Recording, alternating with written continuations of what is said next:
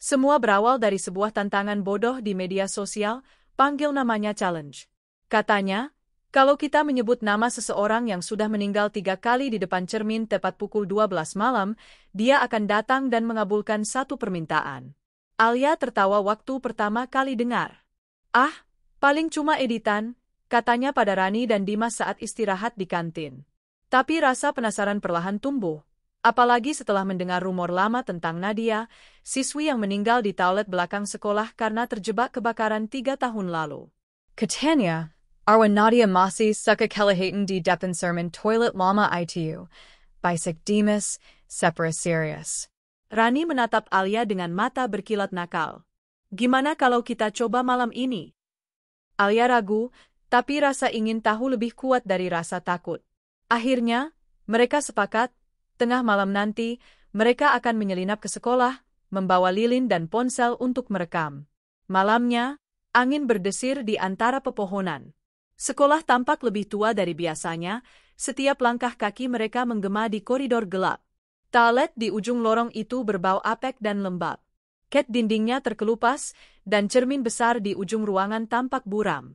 Pukul 00 tepat. 3 lilin dinyalakan. Suasana hening. Rani berbisik, ayo, kita mulai. Alia menatap pantulan dirinya di cermin, lalu pelan-pelan menyebut. Nadia, Nadia, Nadia, engin berembus pelan. Api lilin berkedip. Tidak ada apa-apa. Mereka tertawa lega. Tapi sesaat kemudian, dari cermin yang buram itu, muncul embun dingin, membentuk sebuah tangan yang menempel dari dalam kaca. Lilinnya padam, dan gelap menelan semuanya. Keesokan paginya, Alia mencoba meyakinkan diri bahwa semua itu hanya halusinasi. Tapi saat dia mencuci muka di kamar mandi rumahnya, dia melihat bekas sidik jari di cermin, tepat di tempat tangan itu muncul semalam. Di sekolah, Rani terlihat pucat. Aku mimpi, Li, bisiknya. Dia berdiri di belakangku, di kamar mandi rumah. Rambutnya basah, matanya hitam banget.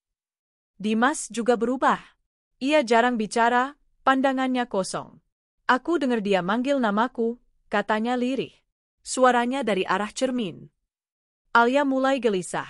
Ia mencari tahu tentang Nadia dari penjaga sekolah, Pak Rudi. Lelaki tua itu menatapnya dengan wajah tegang. Jangan pernah main-main sama nama itu, nak, katanya. Waktu kebakaran dulu, mayatnya nggak pernah ditemukan. Hanya cermin itu yang utuh. Sejak saat itu, banyak yang lihat bayangan perempuan lewat di situ. Malamnya, Alia menatap cermin kamarnya. Sekilas, pantulannya tampak aneh, seolah dirinya tersenyum, padahal ia tidak. Rani tak datang ke sekolah. Saat Alia menelpon, suara serak menjawab, Rani sedang tidur. Tapi anehnya, suara itu seperti datang dari dua arah, dari telepon dan dari belakang punggung Alia sendiri. Sejak malam pemanggilan itu, waktu terasa berbeda. Pukul 12 malam, selalu ada ketukan lembut di kaca jendela kamarnya. Kadang terdengar bisikan, terima kasih sudah memanggilku, Alia. Alia mulai takut menatap cermin. Tapi setiap kali menghindar, bayangan itu muncul di permukaan benda lain. Layar ponsel, jendela bus, bahkan sendok makan.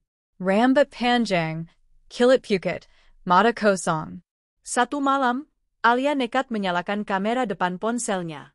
Di belakang pantulannya, berdiri sosok perempuan dengan seragam sekolah yang terbakar di bagian lengan.